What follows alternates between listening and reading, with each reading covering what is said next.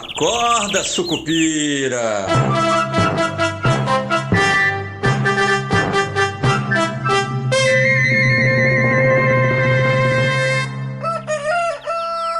Bom dia, pessoal, sejam todos bem-vindos, sejam todas bem-vindas a esta sexta-feira, 17 de janeiro de 2025, olha, quase que eu errei o ano. Eu sou Rodrigo Oliveira e esse é o nosso Acorda, Sucupira. Olha só, vamos começar pela grande notícia de ontem, que foi a sanção, né, da reforma tributária e que oficializa o maior IVA do planeta Terra, né, que deve ficar acima de 28% o nosso imposto sobre o valor agregado. Hein? Lembrando que a lei diz que tem uma trava de 26,5% na alíquota. Então, aquilo que está lá como benefícios, isenções, etc. e tal, pode se preparar que vai ter que ser mudado, acho que em 28 ou 29, em 2028 ou 2029, para poder acomodar essa trava aí de 26,5% na alíquota do IVA. Ou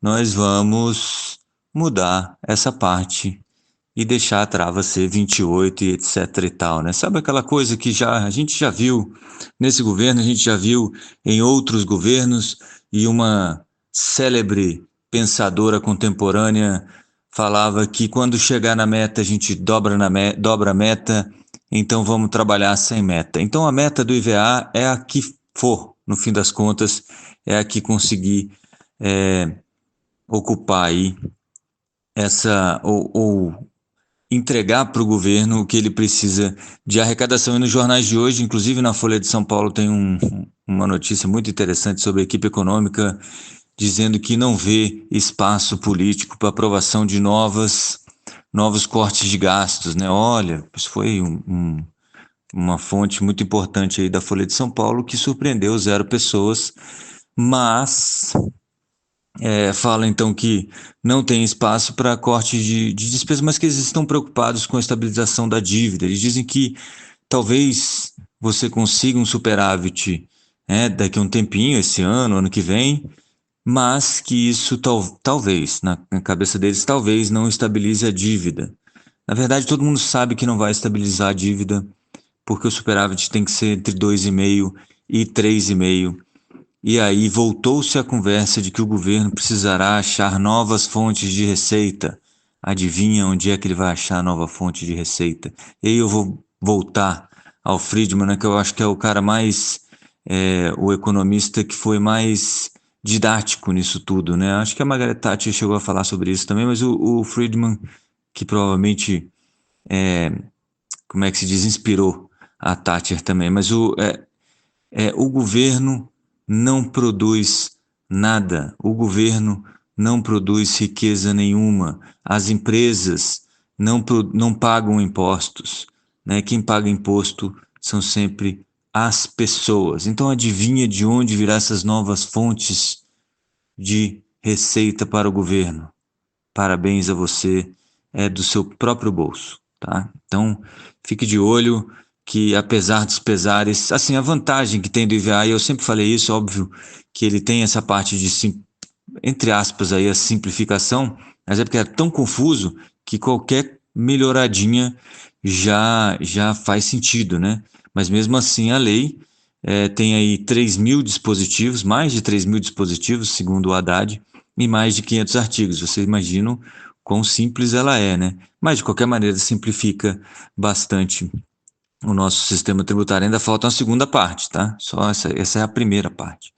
Da de consumo, que ainda vai falar sobre a parte de estados e municípios, que deve sair nos próximos meses. Aí a gente entra, então, na fase da reforma tributária sobre a renda. E aí vem o mais importante para mim no dia e que está circulando por todos os lados. Eu já desconfiava que esse teria sido o motivo para o recuo do governo no PIX, e eu estou falando que a gente chega nesse assunto por quê? Porque a reforma tributária da renda provavelmente vai ser contaminada por essa história do PIX. Fake news, não fake news, quem falou a verdade, quem não falou a verdade, não é isso, né, no fim das contas. O importante é como essa discussão vai se dar se a gente já está partindo para essa reforma tributária da renda com um mau humor e aquela história de que o Haddad só pensa em taxar, né, ou taxade. Mas, para alívio geral da nação, nós temos um novo ministro da Fazenda. Se você ainda não notou, até fiquei gago aqui. Se você ainda não notou, o Sidônio Palmeira, que se traveste de ministro da SECOM, né, da Secretaria de Comunicação, é o novo ministro da Fazenda. Foi ele que mandou o Haddad suspender a norma da Receita, que fiscalizava o PIX, né? Foi ele que mandou o Haddad anunciar, junto com o plano de corte de gastos, a isenção de R$ 5.000 de imposto de renda, né? Para quem ganha até R$ 5.000 mensais de imposto de renda. E isso é aquilo que eu vinha falando lá na nossa newsletter do Esquina Sucupira da semana passada, sobre o plano, aliás, não foi na newsletter, né? Foi num Acorda Sucupira, que o plano do governo para a economia é um plano de marketing. E só isso. Não há plano, né? A gente ainda conseguiu fazer avançar aí essa reforma tributária, que é um ganho excelente, né? Talvez seja realmente, como diz o Haddad, o maior legado que o Lula vai deixar para a economia, ou para o que sobrar da economia depois que o Lula for embora. Mas o que a gente vê então é esse novo ministro da Fazenda. Se você ainda não notou, se prepara, né? É a Fazenda, é a economia mais marqueteira do mundo e a gente sabe que você engana, né? Você pode enganar muita gente por pouco tempo, mas você não engana muita gente por muito tempo, né? Então, eu acho que a gente vai ver muita propaganda e pouca ação, e isso vai fazer com que durante uns 6 meses, 8 meses talvez, a gente se iluda, mas depois a força dos números vai ser inequívoca, né? Então, a gente está numa trajetória ruim, né?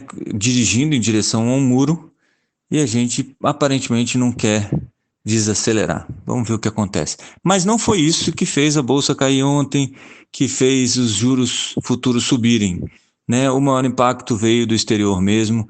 As falas do Scott Bessent, que é esperado aí para assumir o Tesouro norte-americano, que defendeu as tarifas do Trump, defendeu que o mercado americano não vai ser inundado por produtos chineses de baixo custo e que também, se precisar, tira o teto da dívida, se o Trump pedir, né? Então pode ficar sem limite para a dívida norte-americana. Isso tudo afetou aí as expectativas que o pessoal tinha para a política americana e que vinham ficando otimistas, né? Novamente, apontando para novos cortes do Fed.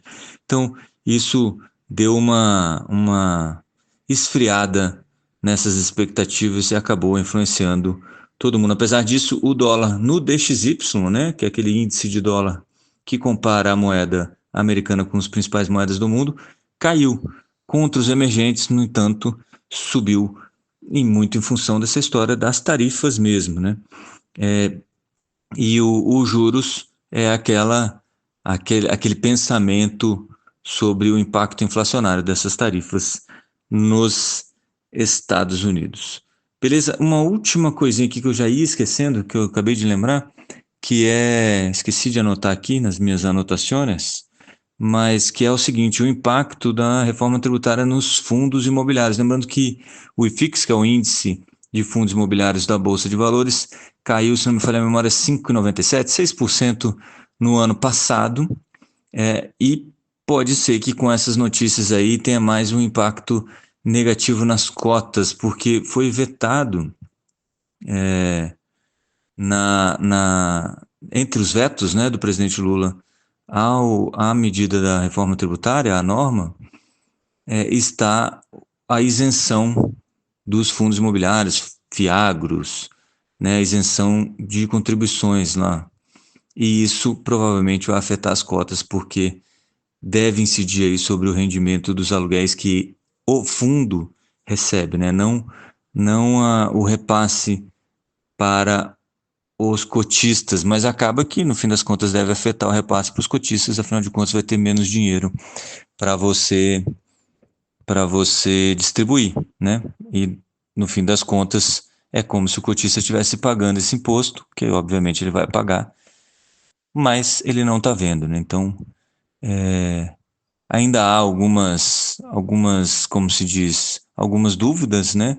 Deve haver alguma judicialização aí sobre uma questão ou outra, por exemplo, taxação de mineração, essa parte mesmo dos FIIs, né? Se vai haver a cobrança sobre o fundo e sobre a gestora, e aí seria a bitributação, e como é que faz essa conta, mas a gente vai ter que esperar ainda para todo mundo dar uma olhada, o pessoal que é mais especialista aí, explicar direitinho qual o impacto para cada um, né? Mas basicamente é isso para hoje. Não esqueça que esta sexta-feira é a sexta-feira na nossa newsletter Esquina Sucupira. Se você ainda não recebe ela por e-mail, cadastre-se lá no esquinasucupira.substack.com. Substack é SUBSTACK.